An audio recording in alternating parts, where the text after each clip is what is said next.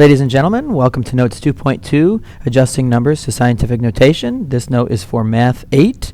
The goal for this video is for you to be able to adjust numbers so that we can write them properly in scientific notation. So before we do that, we need to make sure that we go back and make sure that we can multiply and divide numbers by multiples of 10. So let's look at number 1. Hopefully you know that if we multiply 5.83 times 10, we can focus on the 5, and we can have 5 times 10, which is 50. Hopefully then you know that if we multiplied 5.8 times 10, we could get 58. And so if we take it a step further and we multiply 5.83 times 10, hopefully you know we would get 58.3. So when you're multiplying by 10, you're just simply moving the decimal place over. So the answer here would be 58.3. In the next example, if I were to take 489 and multiply it by 10, I would get 4,890. Now I didn't multiply by 100, I multiplied by 10. So in order to complete this process, I would take the 4,890, multiply that by 10, and that would give me 48,900. And so there is our answer, 48,900. Now another way to think about this is if you were to multiply the 9 by 100, you would get 900. If you were to multiply 89 by 100, you would get 8,900. And if you were to multiply 489 by 100, you would get 48,900. So really, it's like moving the decimal place 2 to the right, because there are 2 zeros in the 100. So one more time, if I were to take the 489, which is really 489.0, and move the decimal place 2 over, I would get 48,900, which is the answer that we had. And so our next example, 102.4 times 1,000, will approach the same way. If I multiply 102.4 times 10, I would get 1,024. And like before, let's complete the process. Let's take the 1,024 and multiply it by 10, and that would give me 10,240. And this question is slightly different because we were multiplying by 1,000, not by 100. So you notice there are 3 zeros there. So we will have to take the 10,240 and multiply it by a third 10. And so we should get 102,400. And so our answer should be 102,400. So in the next question, we're going to think of it as going the other way because we're dividing by 10. And so if we were to write 3 divided by 10, we could think of this as 3 over 10. And you would read that as 3/10. And so if you write that as a decimal, the 3 has to go in the tenths place. So 3/10 or 0.3. But this is 3.89, and so the 0.89 has to follow along, and so my answer would be 0.389. And so here we have 0.389 as our answer. In number 5, we have 93 divided by 100, and so we would write that as 93.5 over 100, and our answer would be 93/100ths. And so we have our tenths place and our hundredths place, so we would have a 9 for the tenths place and a 3 for the hundredths place, and then the 5 will tag along. and so we get 0.935 as our answer. Okay, so on number 6, we have 2.935 divided by 1,000. And when we read this, the 2, you read it as 2,000ths. And so if we write this out thinking of your decimal places, you have tenths, hundredths, thousandths, and that's where we'll put the 2.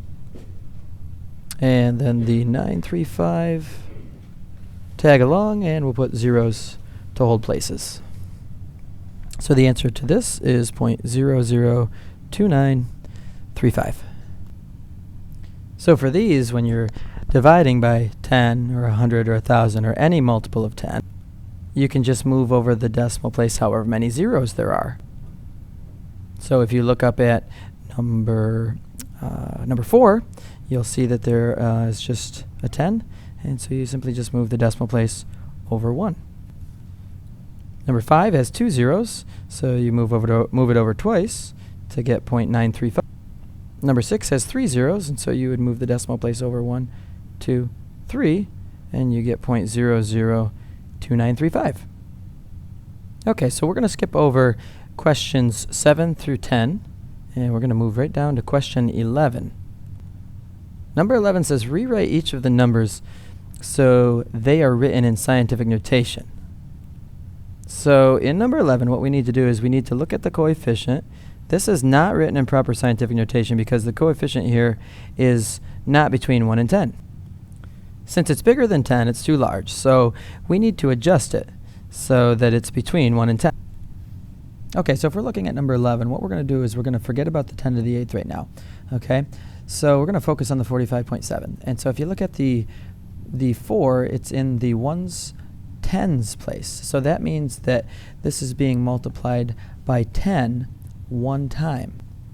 I know that because the 4 right here, it's 4 tens because you've got 45. So it's 4 tens. It's actually 4.57 tens, and it's only being multiplied by 10 one time. So all I've really done is taken 45.7 and I've rewritten it in scientific notation to get 4.57 times 10 to the first. Now I'm going to bring down the 10 to the 8th.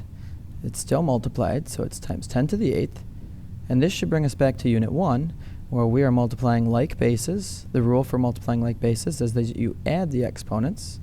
And so right here, we would have times 10 to the 1 plus 8, or 10 to the 9. And it is 4.57 out here as the coefficient.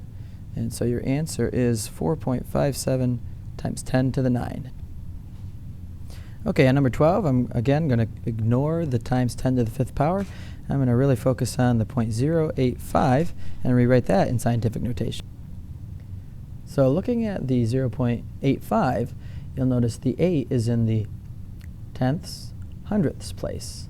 So over here we have 0.085. We have 8 of the 100ths, and so we have actually 8.5 hundredths. And that's because right here's the hundredth spot, and we have 8 of them.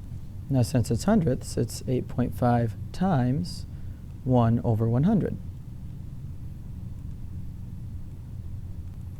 So then we end up getting 8.5, and 1 over 100 is actually 1 over 10 squared, because 10 squared is 100.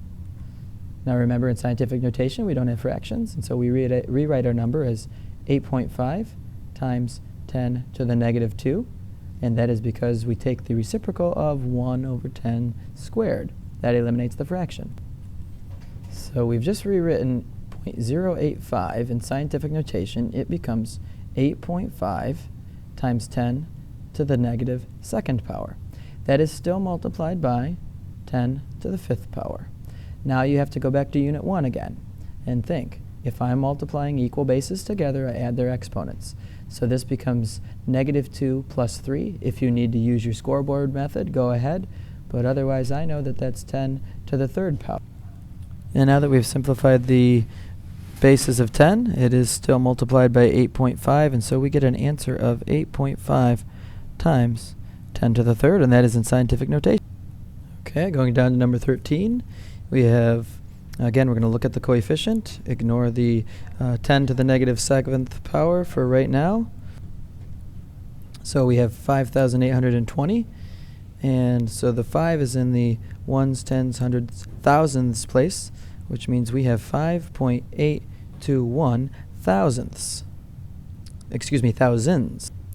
And so this becomes off to the side, 5.821 times 1,000. Okay, so what we have here is the 5.821 times 10 to the third power, because the 1,000 is actually multiplying 10 by itself 3 times.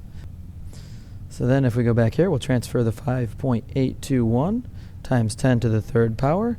We'll copy down the 10 to the negative 7th power and use your rules of exponents from unit 1, and we would get 10 to the negative 4th power. That is still multiplied by 5.821, and there is our answer in scientific notation. Okay, so looking at number 14, again, you'll want to make sure that you ignore the 10 to the negative 4, focus on the coefficient, and we're going to focus on that first number in the coefficient, which is 3. So we have tens, hundredths, thousandths, 10 thousandths, and so what we have is 3.53 10 thousandths, or 3.53 times 1 over 10,000. Okay, so really what you know, though, is 3.53 should be multiplied by 1 over 10 to the 1, 2, 3, 4th power. So it's times 10 to the 1 over 10 to the 4th. So now using the rule of exponents, we don't want a fraction in here for scientific notation, so we're going to rewrite this as 3.53 times 10 to the negative 4. You took the reciprocal there. And reminder, we still have the times 10 to the negative 4 up above. And then what you would do is use your rules of exponents, and you would have 3.53 times 10 to the negative 8th. And there is your answer in scientific notation. Okay, thanks for watching this video. Hopefully you understood it.